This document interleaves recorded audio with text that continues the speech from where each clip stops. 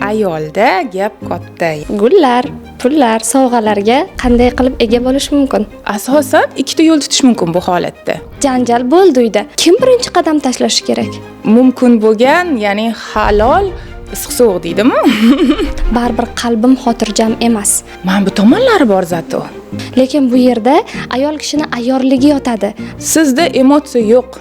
Endi bugun bunga oydinlik kiritamiz. Har bir turmushga chiqmagan qiz o'z oqatdagi shahzodasini kelishini kutadi, to'g'rimi? Mana shahzodam qachon keladi? Qaynonam bilan kelisha olmasamchi? Ana uni bitta xonaga tiqinglar, ovozi yoqmayapti. Tengi bilan degan narsa mana bu joyda ishlaydi. Shahzoda kelib mana bu qizni nega tanlashi kerak? Ko'pchilik ayollarni xatosi bilasizmi nimada? Ya'ni shu yerda xato qilishadi. Turmush qurmagan qizlarda qanday qo'rquvlar bo'ladi? Assalomu alaykum, chiroylilarim. Men Saida Sabirovna, sizlar bilan navbatdagi podkastimda ko'rishib turganimdan juda ham xursandman va bugun sizlar uchun juda ham qiziqarli va manfaatli bo'lgan mavzuda suhbat qilamiz va bugungi mavzu nafaqat turmush qurgan ayollarimiz uchun, balkim hali turmushga chiqmagan qizlarimiz uchun ham manfaatli bo'ladi deb umid qilamiz va bugungi mehmonimiz Suroya Komilovna. Assalomu alaykum, xush kelibsiz. Assalomu alaykum Saida opa, rahmat kattakon taklif uchun juda ham xursand bo'ldim. Men ham o'ylaymanki, bugungi suhbatimiz hammaga birdek manfaatli bo'ladi. Saida opa, o'zimning faoliyatim davomida juda ko'p ayol qizlar bilan suhbatlashaman va menga nafaqat qizlar, balki ko'proq ayollar savol beradi. Har doim ham ularni savollariga tan olaman, javob bera olmayman. Shuning uchun bugun bir ikkita savollar tayyorlab kelganman siz uchun. O'zim javob bera olmagan savollarni sizga bermoqchiman. Rozi bo'lsangiz, bu auditoriyamning savollari.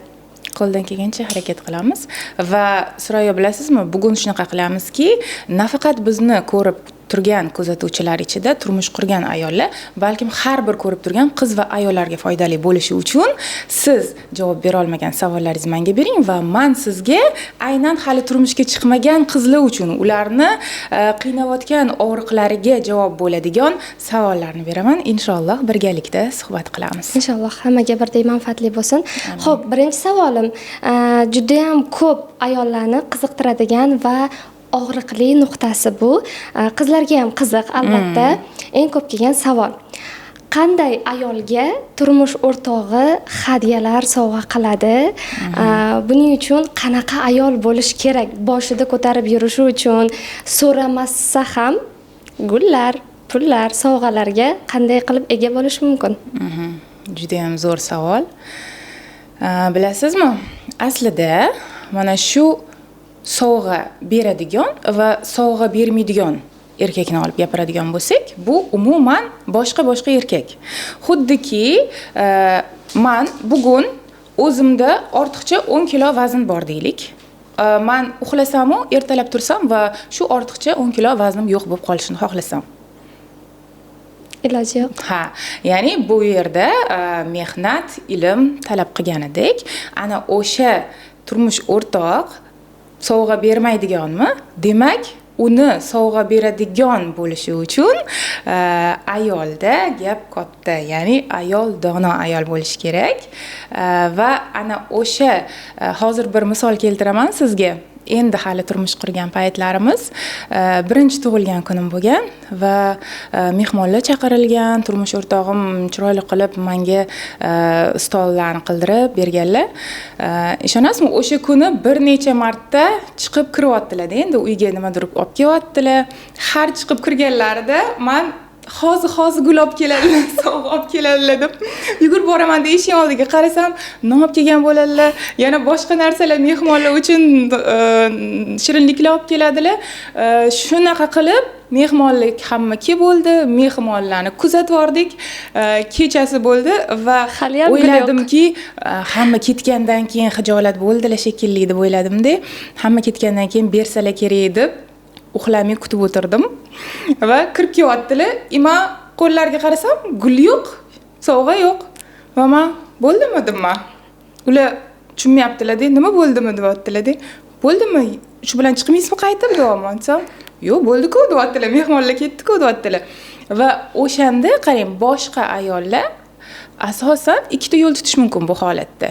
Ya'ni xafa bo'lib olishi mumkin. Men xohlagandim, men kutgandim, ular ichimni topmadilar deb. Loyiq emasman. Ya'ni yanada holatni yomonlashishiga olib keladi-da, bunaqa o'zini tutishlik. Men nimani anglab yetdim? Demak, turmush o'rtog'im bilmas ekanlar, men nima kutayotganimni. Buning uchun men ularga aytishim kerak ekan, dedim-da va keyingisida уже aytib boshladim. Adasi, yaqinda hayda, atirim kam qoluvdi. Men bu magazinda men buncha narxga men xohlayotgan atir sotayotgan ekan. Endi agarda o'sha siz oldindan aytsangiz-u, erkak siz xohlaganingizni olib kelsa, aslida o'sha surpriz. U sizni ichingizni topib olib kelish emas. Ana o'sha siz xohlagan narsani olib kelishi, ana o'sha surpriz deyiladi. Lekin juda ko'p ayollar xohlamaydi bunaqa deyishni. Ya'ni men aytganim uchun olib kelmasin, o'zidan bilib olib kelsin. Chunki ayol kishi erkakni tanimaydi. O'ylaydiki, erkaklar ham ayollardagi. Masalan, men sizga tasavvur qiling, bir sovg'a berdim va o'ylaymanki, mana bu sharfga mana bunaqa sumka tushadi. Keyingi bayramda mana bunaqa sumka beraman. Lekin erkaklar aslida unaqa tuzilmaganda, ularga aytasiz, ya'ni reja berasiz va ular o'sha so'raganingizni qilsagina, siz ana o'shanda o'sadi, munosabatlar yanada yaxshilashadi-da. Bu norma, ya'ni aytish norma. Biz xohlaymizki, ular ham bizdagi emotsiya bilan yashashini, ya'ni o'zi topsin, ichimni o'qisin deb.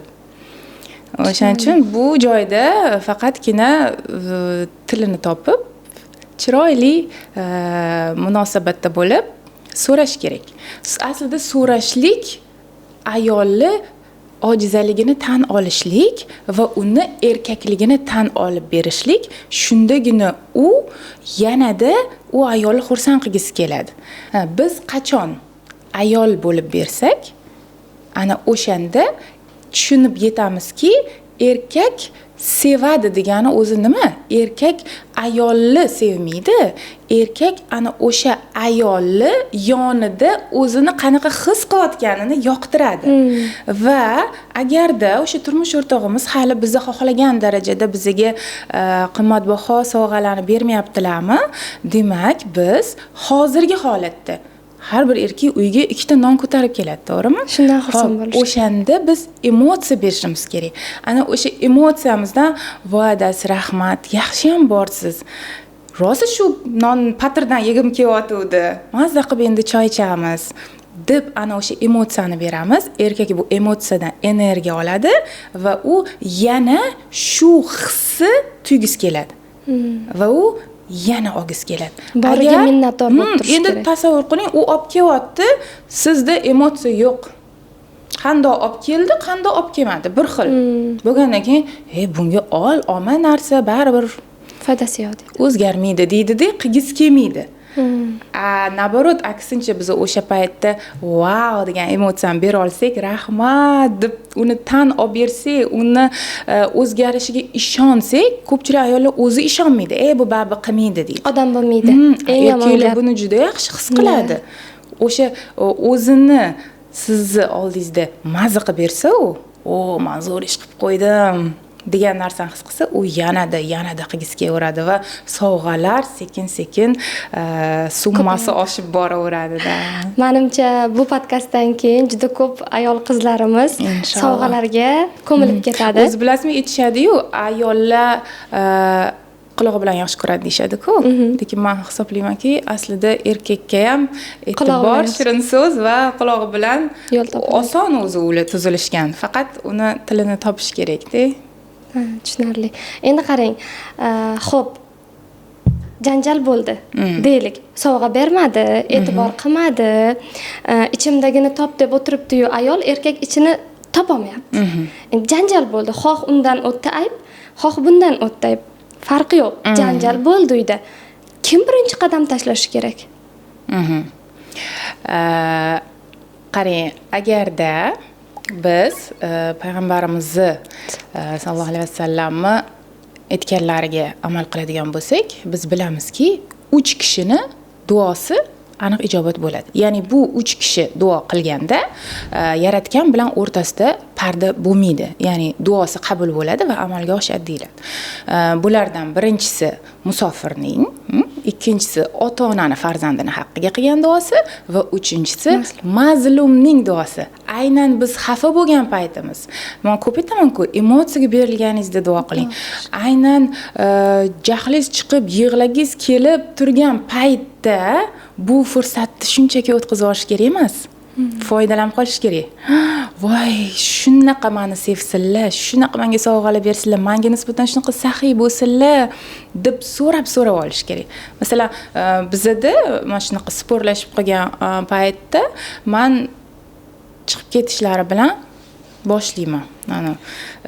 Bu mumkin bo'lgan, ya'ni halol issiq sovuq deydimi? Ya'ni shunaqa bo'lsinlar, mensiz 1 minut ham o'tira olmasinlar, tezroq kelib uzr so'rasinlar deb, ya'ni vizualizatsiya, o'sha hissi yashab berish kerak-da. Men o'sha paytda uje hali ular xafalar. Lekin men uje ular meni oldimga kirdilar, uzr so'rayaptilar, yur aylantirib kelaman deyaptilar deb uje nastroyeniyam ko'tarilib, tasavvur qilib boshlayman. Ya'ni o'sha holatda yashab boshlayman, vizualizatsiya qilib boshlayman va hech qancha o'tmaydi. Shuna kirib keladilar. Shuna kulib qo'yaman. Chunki ular kirib kelmadilar, ularni kirgizib qo'ydi-da. Shunday. O'shaning uchun eng muhimi ayol kishi qachonki erkatoy qilib yaratilganligini his qilsa, uni atrofidagi insonlar ham o'zgarib ketadi. Va ular nimadir qilishi shart emas. Yaratgan uni erkatoy qilib yaratganini his qilsa va u bilan aloqalarni mustahkam qila olsa, tabiiyki uni nafaqat turmush o'rtog'i, hamisha farzandlari, atrof muhit hamisha uni aziz qiladi. Yana bir savolim, bu meni o'zimning savolim.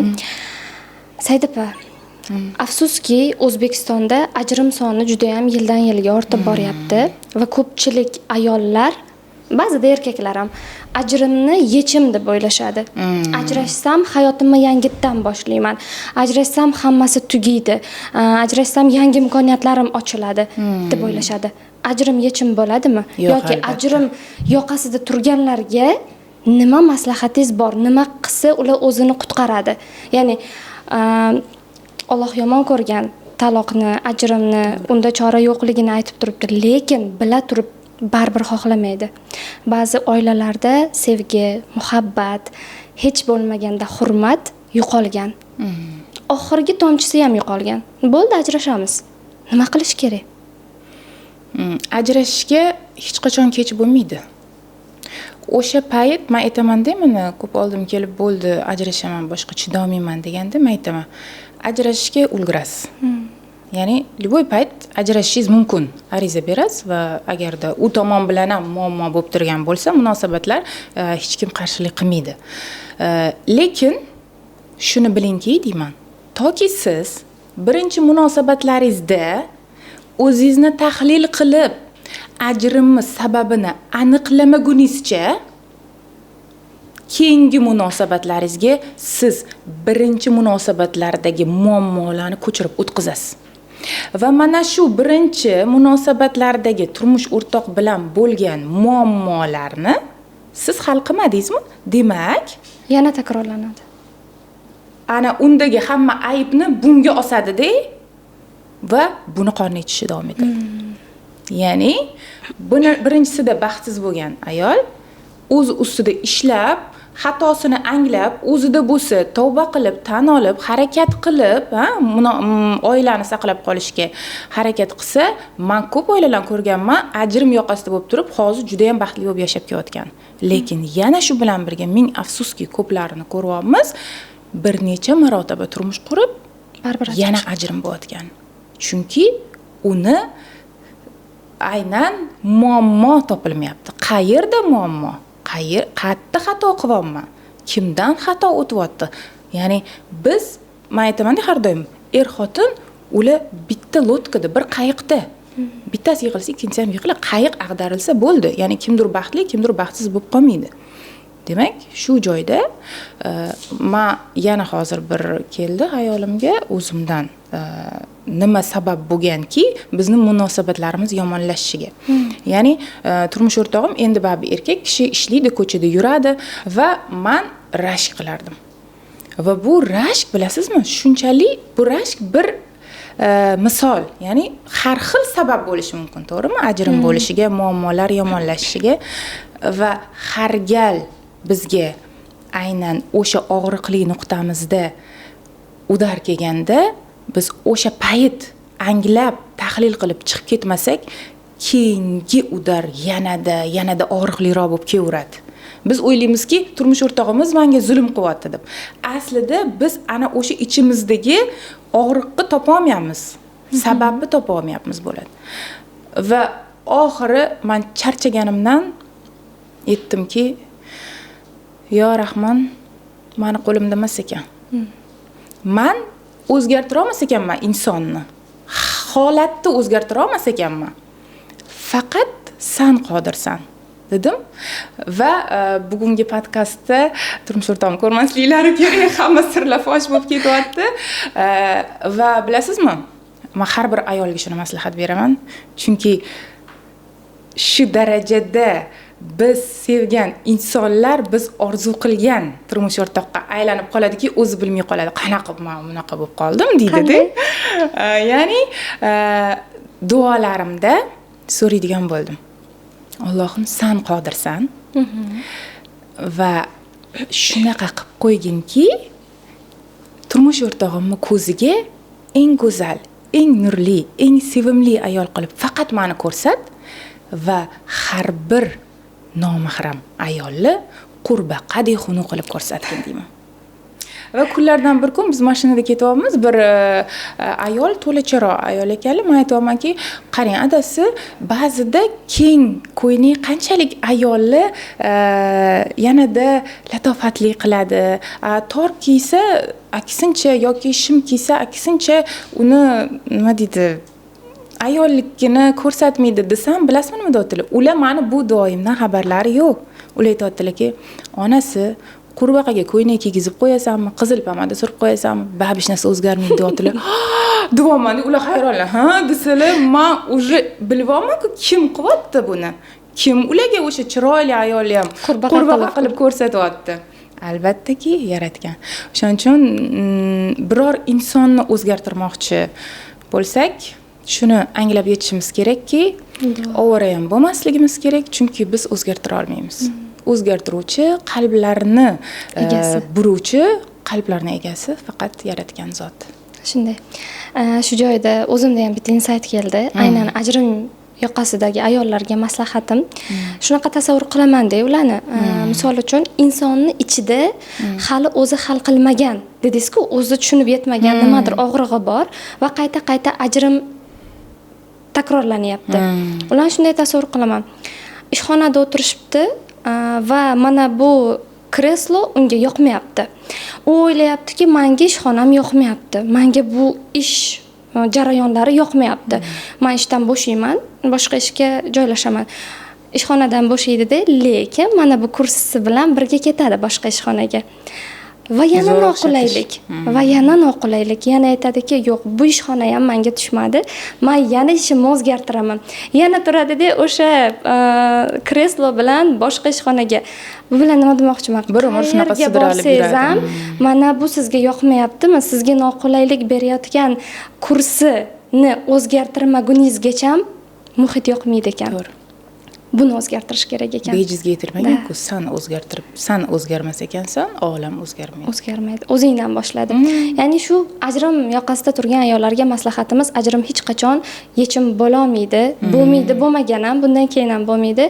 Shuning uchun ko'proq duo qilish kerak va qalbingiz holatiga nazar soling. Men hozir nimani his qilyapman? O'zi qayerda boshlandi bu kirliklar? Bu noqulayliklar qayerda boshlandi? Ana shuni ildizini topsa, haligi turmush o'rtoq ham siz aytgandek, umuman boshqa odamga aylanib qoladi va baxtli hayot boshlanib ketadi. Shunaqa. O'sha ko'proq inson o'ziga savol berish kerak. Hozir men har kungi holatimda ko'proq menda bor demanmi yoki menda yo'q demanmi? Ya'ni bugun ham mana o'xshamadi, yana ololmadim, yana erim sevmayapti. Bu odam bo'lmaydimi yoki mana bu tomonlari bor zato. Farzandlariga mehribon. Chunki yaratganning va'dasi bor-ku. Shukur qil, ziyoda qilaman. Ya'ni shukur ziyoda bo'lib, yana shukur qilishimizga olib keladi. Yo'qman deb o'tirishlik yanada yo'q bo'lishga olib kelaveradi. Shunday. Ya'ni diqqatimizni faqat borlariga qaratishimiz kerak. Shu joyda shukronalik ham ketar ekanda. To'g'ri. Shukronalikka ham qarash kerak. To'g'ri. Said opa, yana bitta og'riqli savol. Tayyor turing. Ko'p ayollarimiz aytadiki, Surayyo, hamma narsamdan voz kechdim. Turmush o'rtog'im uchun, uni e'tiborini qozonish uchun, uni sevgisiga erishish uchun hamma narsa qildim. Ishdan ketdim. Buni deb uyiga keldim. Eng birinchisi farzand tug'ib beryapman. Ko'chaga chiqma desa ko'chaga chiqmayman. Ya'ni turmush o'rtog'im nima desa ham, xo'p deyman, baribir xiyonat bor. Baribir meni to'laqonli sevmaydi. Baribir qalbim xotirjam emas. Baribir o'zini yaxshi ko'raveradi, meni yaxshi ko'rmaydi. Ammo unga qancha e'tibor bersam ham qaytish yo'q. Ya'ni balans yo'q bu yerda. Qatta xato qilyapman deyshadi. Men afsuski tushuntirib bera olmayman. Xatoni qattaligini bilaman, lekin o'zingizga qarating e'tiboringizni desam, qanaqasiga deydi. Men shundoq ham o'zimga e'tibor qarataman deydi. Yana bitta eng kulgili deb bo'lmaydi, achinarlisi aytishadiki, men turmush o'rtog'im uchun mana bunaqa makiyaj qilaman. Turmush o'rtog'im uchun sochimni rangini mana bunaqa bo'yayman. Ya'ni u uchun hamma narsa qilyapti, baribir sevmayapti. O'zingiz uchun qilishingiz kerak desam agar, o'zimga qilyapman-ku deydi. Lekin aslida unga yoqish uchun qilyapti-ku. Keling bugun mana shu narsani ochiqroq qilib siz tushuntirsangiz va siz necha yillik, 16 yillik adashmasam turmushingiz bor, sizda baribir tajriba bor va siz bunga yanada ishonchingiz komil. Nima qilsa ayol kishi seviladi? Ayol erkakni sevsa, erkak o'zini sevadi. Siz hozir aytgan holat ayni shu formulaga to'g'ri keladi. Ayol o'zini sevsa, erkak ayolni sevadi. Demak, erkak ayol sevganini sevadi. Erkak ayol hurmat qilganini hurmat qiladi. Munosabatlarni mana shunaqa bir aylana deb oladigan bo'lsak, mana shu aylanani markazida kim? Har bir ayol o'ziga shu savol bersa bo'ladi. Shu markazida turmush o'rtog'im dedimi? Demak, birinchi formulaga to'g'ri keladi. Bu markazda sizmi? Ya'ni o'zini hurmat qiladigan, o'zini chegaralari bor, o'zini qadriyatlari bor, ayol bo'lsa, demak, u markazdami? Bo'ldi. Unday ayolni turmush o'rtog'i nafaqat sevmaydi yoki ajrashadi, u hech xatga qo'yib yubormaydi uni. Ko'pchilik ayollarni xatosi bilasizmi nimada? Bekerak bo'lgan musorni qisqacha qilib o'z kichkinagina jussasiga ortib olib yillar davomida ko'tarib yurishdi.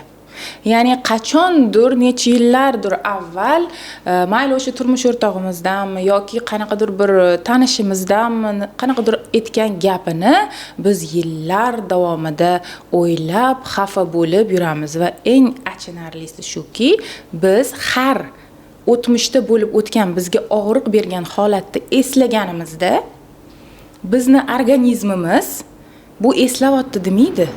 Yana o'sha holatni yashab o'tyapti deydi. Va keyin ayollar nimagadir dangasalik qilyapman, nimagadir charchab ketyapman deydi. Chunki ana o'sha biz har eslashligimiz, biz fokus qaratishimiz deyiladi. Fokus bu energiyani o'sha joyga to'kyapmiz degani. Sevgi, baxt, pul bu hammasi nimaga keladi? Energiyaga keladi. Biz energiyani qachondir bizni xafa qilgan yoki men oddiy qilib turmush o'rtog'ingiz ko'chada ishi bilan ketganda siz o'zingiz bilan shug'ullaning, ilm oling, sportga boring, yo'q ular hozir kim bilan ekan, qayerda ekan, nima qilyapti ekan, energiyani unga energiyani to'ydiryapti energiya bilan. Uyda o'tirgan holida oddiy pilisos qilyapsizmi? Voy, alhamdulillah uyim bor. Pilisos qilyapman. Shunga qodir qilib qo'yganiga shukr, ha? Yoki o'sha qilayotgan ishini ham haq roziligi uchun qilyapman desa, har bir ishimiz bir kunda qancha ish qilamiz? Qancha ibodat bo'ladi uni roziligi uchun qilingan narsa. Va tabiiyki ko'chada yurgan turmush o'rtog'imiz bizni energiyamizni sog'inib keladi oldimizga. Lekin u bilmagan holda uyga kelgisi ham kelmaydi, sog'inmaydi ham, chunki ayol uyda o'tirgan holida faqat unga yomon gumonda bor energiyasini unga berib, oxiri u kelishiga xursand, baxtli ayol emas, charchab ketgan baxtsiz ayol kutib oladi. Shunday. Ya'ni shu yerda xato qilishadi. Ana shuning uchun biz ayollik energiyani oshirish yo'llarini o'ylashimiz kerak. U albatta sevgidan boshlanadi. Sevgi o'zimizga bo'ladi, o'zimizga mehr beramiz, o'zimizga vaqt ajratamiz. Ana o'shanda biz to'lamiz-ku. Ana keyin atrofimizdagilarga berib boshlaymiz. O'zimizda yo'q bo'lsa, biz qanday qilib boshqalarga beramiz? Ya'ni sevgi, men o'zimni yaxshi ko'raman, men o'zimni sevaman deyishdan iborat emas, harakat. Sevgi bu amal. Amal. Harakat qilish kerak. Harakat qilish kerak. Harakat bo'lsagina oddiy ayollar, masalan, sportga boryaptimi? O'shatda o'zida ham hozir bor nima qilib pishirsammikin, anani bog'chadan olish kerak emas. Aynan o'sha protsessdan orom olish kerak, zavq olish kerak. Va eng muhim narsa bu yerda turmush o'rtog'imiz uchun bo'ladimi? Turmush o'rtog'imizni yaqinlariga xizmat qilamizmi? Har doim faqatgina uning roziligi uchun bo'lish kerak. Chunki unutmasligimiz kerak. Agar biz bandasini, turmush o'rtog'im baribir banda. Bandasini Allohdan ustun qo'ydikmi, aynan o'sha biz tanlagan inson bilan sinalamiz. Ya'ni ozorlanamiz va bu borgan sari bizga yanada kuchliroq og'riq beraveradi. Qachonki uni roziligi uchun qo'yamiz, u hech qachon bunaqa bandasini xorlatib qo'ymaydi. Faqat bu haqiqiy bo'lish kerak. Soxta bo'lmaslik kerak. O'zimizga sevgi bo'lish uchun biz uni tanishimiz kerak. Biz o'zimizga sevgi bermasdan turib boshqalarga bera olmaymiz. Shuning uchun birinchi o'rinda ololmaymiz-mi? Albatta. Tushunarli. Ayoldan boshlanadi. Ayol xuddi Wi-Fi ga o'xshaydi. Oilada Wi-Fi tarqatadi hammaga. Lekin u Wi-Fi ga ham tok kerak-ku. Shunday. Uning uchun o'zi berish kerak birinchi o'rinda o'ziga. Shunaqa. U sevgi amalda bo'ladi. Mashalloh, rahmat. Maza qildim. Bergan barcha javoblaringiz menimcha mukammal bo'ldi. Va bu hozir biz aytayotgan barcha ma'lumotlar, barcha aytayotgan fikrlarimiz bu bizning shaxsiy fikrlarimiz. Shu joyda aytib o'tmoqchiman, shaxsiy fikrimiz, ya'ni qanaqadir fakt. Biz o'z tajribamizdan, olgan ilmlarimizdan kelib chiqqan fikrlarimiz bilan bo'lishdik. Umid qilamizki, boshqalar ham o'zlariga kerakli bo'lgan ma'lumotlarni olib va eng muhimi, ilm shunchaki olinib ketaverish kerak emas, uni amalda qo'llash kerak. Ana o'shanda natija bo'ladi. Ya'ni, "Ha, men buni bilardim" deydi ko'plar, lekin amal qilmaydi. Ilm o'qiradi, har xil kurslarda o'qiveradi, lekin amal qilmaydi. Tabiiyki o'zgarish bo'lmaydi. Ya'ni ilmni shukrini ado etmaydi. Bilim bilan ilmning farqi shunda.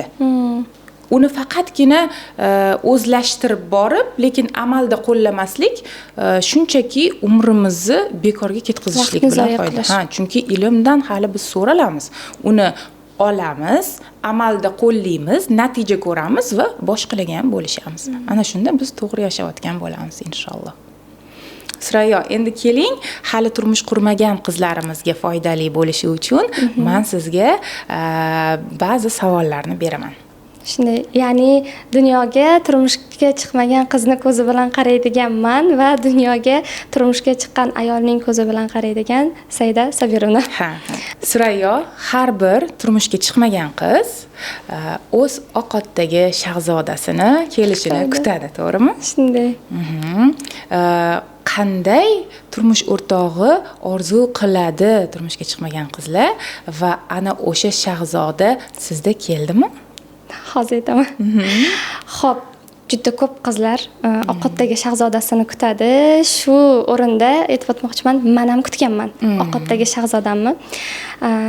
Endi bugun bunga oydinlik kiritamiz. Oq otdagi shahzoda keladimi?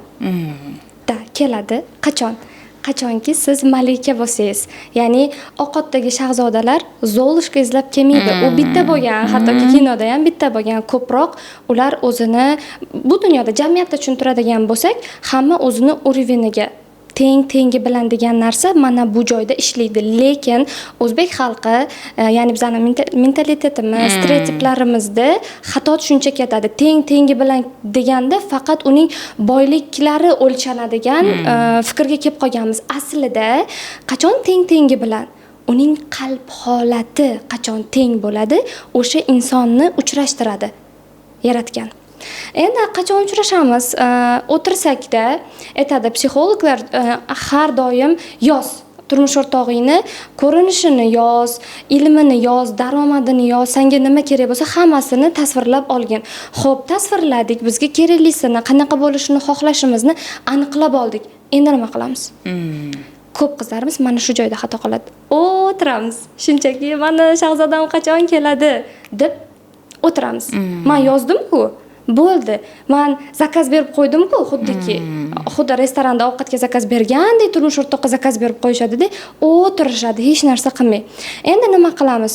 O'zim qizlarga o'rgataman va bu narsani o'zim ham qilganman. Qilganimdan keyin hayotimda ko'p o'zgarishlar paydo bo'lgan. Bir tomonga shu joyda maylimi bir praktika berib ketsam qizlarga. Albatta. Bitta varaq olasiz, qog'oz olasiz, o'rtasidan chiziq chizamiz, bir tomonida orzuyingizdagi shahzodangizni sifatlarini, ilmi, nimasi kerak bo'lsa, bo'yi, rangi, hammasini yozib chiqamiz va ikkinchi tomonga hozir o'zingizda bor bo'lgan ana shu sifatlarni yozib chiqasiz. Endi o'zingizga savol bering. Siz yozib chiqqan shahzoda kelib mana bu qizni nega tanlashi kerak? U ham xohlaydiki, malikani.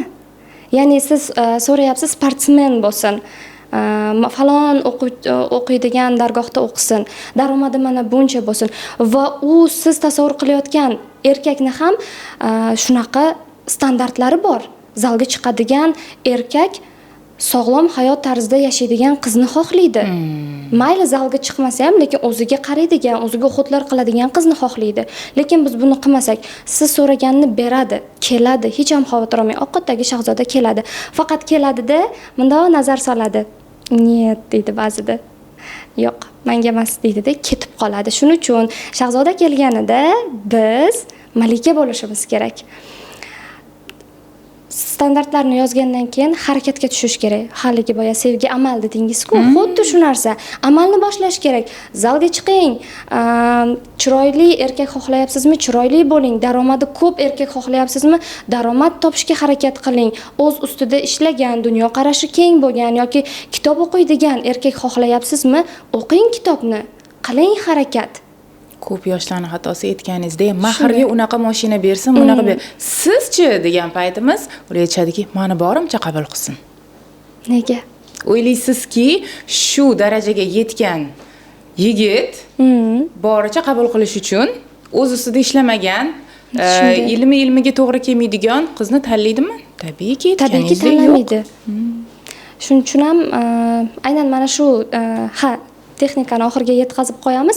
Endi qog'ozning ikkinchi qismidagi o'zingizni talabingizga javob beradigan standartlar hali to'g'ri kelmadimi? O'chirib chiqamizda. Tasavvur qiling, bu yerdagi shahzodani standartlari qanaqa bo'lishi kerak? Bo'yi baland bo'lishi kerakmi? Bo'yingizni o'stirishga harakat qiling. Puli ko'p bo'lishini xohlaysizmi? Hech bo'lmasa o'zingizni shaxsiy daromadingizga ega bo'lishni boshlang. Kitob o'qishni xohlayapsizmi? Bugun borib kitob sotib oling. Ibodatlarda mustahkam bo'lsin deyshadi ko'pchilik.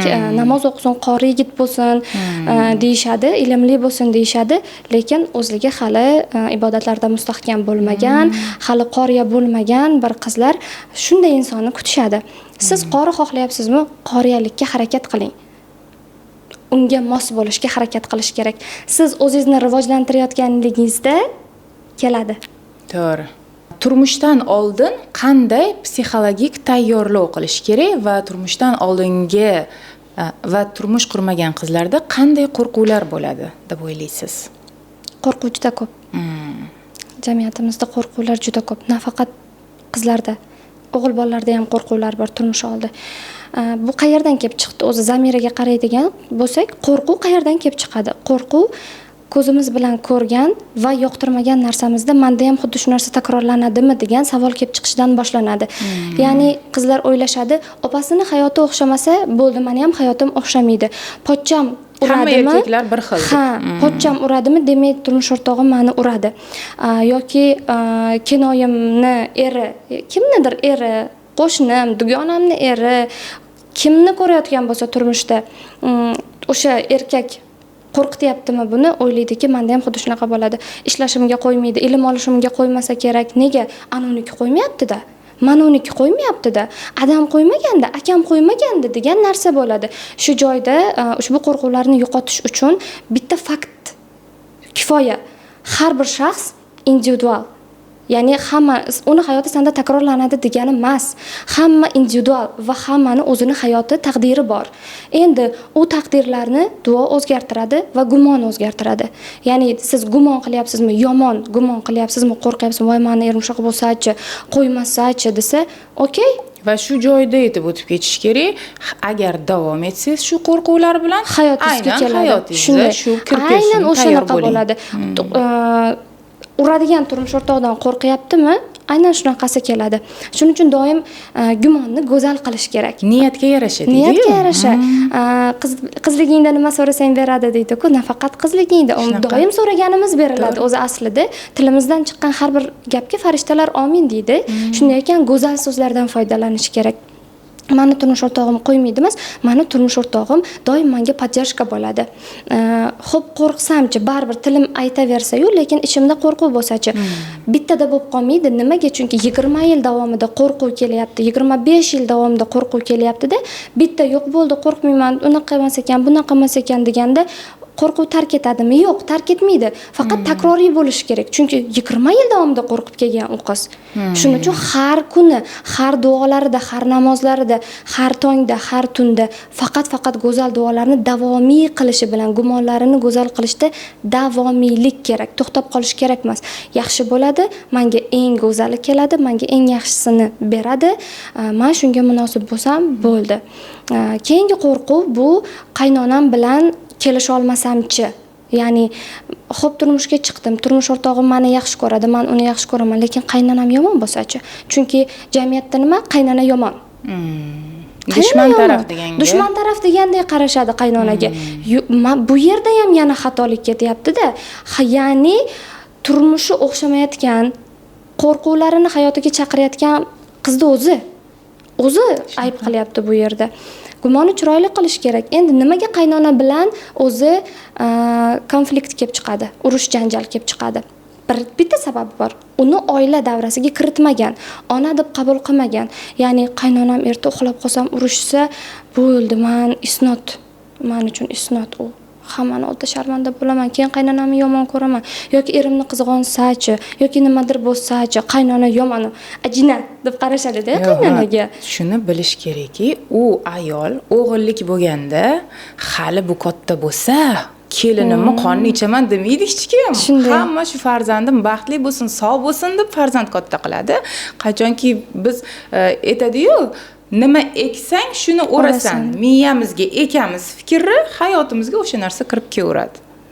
Keyin aytganingizdek, nima o'ylasak shu bo'ldi hayotda deydi. Endi bu yerda qaynona bilan muvozanatni to'g'rilab olish uchun harakat qilish kerak, nima qilish kerak? Onaday ko'rish kerak.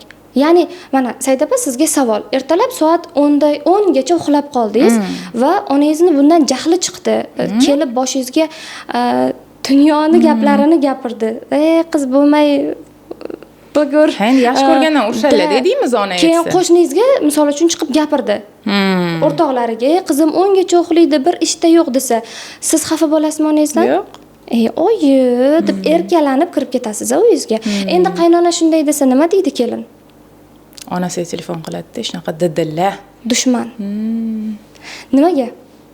Chunki onadek ko'rmayapti-da. Chunki onasi ayni shu gapni gapirganda xafa bo'lmaganda, qaynona ayni gapni gapirganda xafa bo'lyapti. Begona. Aynan qaynona zerkaliz qiladi. Shunday. Bizning fikrimizni. Shuning uchun ham onadan ketib, ya'ni boshqa bir onaga bordingmi, uni onadek qabul qilish kerak. Urushadimi, qizg'onadimi, boshqa narsa bo'ladimi, moslashish davri bo'ladi. Davrdan o'tib olguncha sabr qilish kerak va onam deb qabul qilish kerak. Siz uni hayotingizni mana bu doirasiga kirgizdingizmi? Shu insonni yaqinim, qabila, o'z qabilangizga kiritdingizmi, undan xafa bo'lmaysiz. Oyjon, uxlab qopmanda, nima endi? Bo'ldi, o'tadi, ketadi bu narsa. O'shaning uchun ham qizlarga maslahatim, qo'rqish kerak emas. Turmushdan oldingi qo'rquvlarni yo'qotish kerak. Hammasi gumonimizga, hammasi chiroyli niyatlarimizga bog'liq va qaynona ajina emas. Qizlar, oila qurish bu mas'uliyat-da. Mas'uliyatni bo'ynimizga olib, chunki oila bu faqat sevgi emas-da. Shunday. Uni o'ziga yarasha mas'uliyati bor. Ya'ni yosh bola pozitsiyasida xafa bo'lib yurmasdan, qanaqa qilsam bu holatni men o'zgartira olaman, ta'sir qila olaman desa, tabiiyki o'sib ketaveradi. Keyingi savol, ilk uchrashuvda yigitga qanday savollar berish kerak va nimalarga e'tibor berish kerak? Ajoyib savol. Ilk uchrashuvda avvalo qiz va yigit ko'rishga chiqqanida 3 ta narsaga ahamiyatli bo'lish kerak. Endi tashqi ko'rinishlar haqida gapirmay qo'yaveraman, chunki tashqi ko'rinishi yoqmagan qiz gapni cho'zib ham o'tirmaydi-da. Shu joyda yo'q deb turib ketadi. Keyin bu yerdan chuqurroq kiramiz. Men ko'proq 3 ta narsaga qarayman. Birinchisi qadriyatlar. To'g'ri. Siz turmush o'rtoq tanlayotganingizda birinchi o'rinda uni qadriyatiga qarashingiz kerak. Qadriyatlar bir-biriga mos bo'lmasa, qiynaladi. Chunki qadriyatlar o'zgarmaydi. Qadriyatlar majburiyatlar bilan sinalganda og'riq beradi ayol kishiga. Shuning uchun avvalo qadriyatlar to'g'ri kelishi kerak. Qiziqishlar, Shunday. Ikkinchisi maqsadlar. Meni maqsadim umuman boshqa bo'lsa-yu, lekin qarshimdagi insonning maqsadi umuman boshqa bo'lsa, bitta dengizda deylik, qayiqda ketyapti, xuddi boyagidek ikkita tomonga bo'linadi. Qaysi biri birinchi yetib boradi, yo'lda bittasiga nima bo'ladi, bilib bo'lmaydi, ajraladi ya'ni. Shuning uchun maqsad bir xil bo'lish kerak. Shunday qizlar bor, misol uchun, uyda o'tirishni yaxshi ko'radi. Men hech kimga tegmay, menga hech kim tegmasin. Uni maqsadi shu, maqsadi tinchlik. Lekin shunday energiyaga boy erkaklar borki, o'zini rivojlantiradi, ummatga foydam tegsin deydi, har doim o'z ustida ishlaydi, daromadini oshirishga harakat qiladi. Bunday ayoldan energiya oladimi? Yo'q, tabiiyki olmaydi. Maqsad har xil chunki. Shuning uchun uning maqsadini so'rash kerak. Ikkinchi beradigan savol, maqsadlaringiz qanday? Hayotga kelib qanday maqsadlar qo'ydingiz? Qanday maqsadlaringiz bor? Va analiz qilish kerak. Meni maqsadimga to'g'ri kelyaptimi bu narsa? Uchinchisi esa dunyo qarash. Ya'ni kimdir o'ta zamonaviy fikrlaydi, kimdir sal boshqacharoq. Agar dunyo qarash ham har xil bo'lsa, dunyo qarash bilan men bu qadriyatlar, maqsadlar hammasini qo'yadigan bo'lsak, bittasi o'xshab, ikkitasi o'xshamasa ham baribir qiyin. Mana shu uchalasini bir-biriga bog'lash kerak. Qaysinisidandir kechishingizga majburlashi kerak emas. Ya'ni, voy, maqsadi yo'qdi, dunyo qarashi sal boshqacha ekanda, faqat ko'nikib ketarman deyish kerak emas. Dunyo qarashingizga mos inson keladi baribir. O'shaning uchun dunyo qarashiga e'tiborli bo'lish kerak. Men shu 3 ta narsani o'zim ham har gal so'rayman. Uning qadriyati, uning maqsadi va dunyo qarashi. Shu 3 ta narsa bir joyga keldimi, bo'ldi. U yerda sevgi bo'lmasa ham, u yerda hurmat bo'lmasa ham turmush go'zal davom etadi. Chunki uni bog'lab turgan qadriyat va maqsadlar bor. Keyin esa yillar davomida sevgi ham uyg'onadi, hurmat ham tabiiyki o'z-o'zidan paydo bo'laveradi. To'g'rimi? To'g'ri. Yana bitta savol berish kerak shu joyda. Erkak kishiga jahlingiz chiqqanida o'zingizni qanday nazorat qilasiz? Qanaqa yo'l tutasiz? Chunki ayol kishi qo'rqoqroq bo'ladi. Meni tabiatim ham shunday. Ko'p narsadan qo'rqaman, baland ovozlardan. Men oldimda kimdir urushib ketib qolsa, men yig'lashni boshlayman. Menga umuman aloqasi bo'lmasa ham men yig'lashni boshlayman-da. O'shaning uchun agar diydasi qattiqroq qiz bo'ladigan bo'lsa, jahlini egolla olmaydigan erkakni bosadi. Lekin tabiati nozikroq, yig'loqroq qizlar bo'lsa, jahli lov etib yonib ketgan erkakni oldida u juda ham o'zini noqulay his qiladi, yanada qo'rqoq bo'lib ketadi. Shuning uchun ham mana shu savolni ham menimcha berish kerak deb o'ylayman. Aynan jahl chiqqanda. Nimaga? Chunki inson doim aql bilan ish tutadi, ayniqsa erkak kishi, lekin jahl chiqqanda aql ketadi. Aynan o'sha momentda u qanday yo'l tutadi? O'zini bosadimi? Borib suv ichib keladimi? Bittasini uradimi? Ushlab uradimi yoki har xil tutadi hamma o'zini. Aynan shu savolni berish kerak. Zo'r savollar, qo'shilaman fikringizga va men ham qo'shimcha qilmoqchiman bu yerda. U yigitni mehribonmi, yo'qmi shunisiga ham e'tibor berish kerak. Chunki mehribon, ana yuragi yumshoq erkak bo'ladi-ku, ular ozor bermaydi-da va ko'pincha savol berganda hamma erkak ham rost javob beradi degani emas. Shunday. Men bunaqa qilaman, men o'zim ham bunaqaman deb yuborishligi mumkin, lekin e'tibor berish kerak bo'lgan taraf bu uni atrofida kimlar? Masalan, boya aytganingizdek, ibodatdagi insonga turmushga chiqish xohlasa-yu, lekin atrofida har xil tungi klublarga boradigan do'stlari bo'lsa, har xil ichkiliklar bo'ladigan joyda do'stlar bilan u o'ralgan bo'lsa, tabiiyki unday yigitlar, bunday yigitlar bilan, nima deydi, qori yigitlar bunday yigitlar bilan achoq-pachoq bo'lishmaydi. Shuning uchun e'tibor berish kerak, atrofida kimlar uni va u o'zi nima deydi, o'sha yumshoqmi? Chunki o'sha aytiladi-yu, birinchi o'rinda ziqna bo'lmasin. Chunki ziqna bu juda qiyin, unda inson bilan baxtli bo'lish, u oddiy anaqani ham yevoru razgina so'rab o'tgan bo'lsa hech narsa qilmaydi deyishi mumkin-da. Ya'ni saxiy bo'lish kerak, bu tomoni ham juda ham muhim. Ya'ni balkim katta rasxod qila olmas, lekin agar u mehribon bo'lsa va u saxiy bo'lsa va uni atrofi yaxshi insonlar bilan bo'lsa, men o'ylaymanki, uni maqsadlari sizni maqsadlaringizga aylanishi ham mumkin. Said opa, uni saxiyligini bilish uchun ilk uchrashuvda ko'p bala narsa zakaz qilib, shunaqa qilib qilsa bo'ladimi? Menyuni olib har xil taomlar qimmat-qimmatlar bilan. Menda qo'rqib ketardi, shunchasini yeysizmi? Ko'rinishdan ozg'ingina qiz, men lekin bilsinlar, что расход qilishga to'g'ri keladi deganim uchun undan deb har xil aytardim. O'sha shunaqa qilib tekshirib olsa ham bo'ladi. Ya'ni, "Voho, qancha bo'lib ketdi, siz bilan boshqa ko'rishmayman" desa, o'sha bilsangiz bo'ladi-da. Shunday. Endi mehribon dedingiz-ku. Erkak kishining mehribonligini qayerdan bilamiz? Unga savol beramiz. Yosh bolachalarni yaxshi ko'rasizmi? Yosh bolani yaxshi ko'rgan erkak hech qachon qattiq bo'lmaydi, uni didasi qattiq bo'lmaydi. Yosh bolachalarni yaxshi ko'radigan erkaklar 100% mehribon bo'ladi. Uni sinash uchun bir gal jiyaningizni olsangiz bo'ladi. Chunki juda ham yaxshi ko'raman deb turib, ana uni bitta xonaga tiqinglar, ovoz yoqmayapti deyish ham mumkin. Shunday.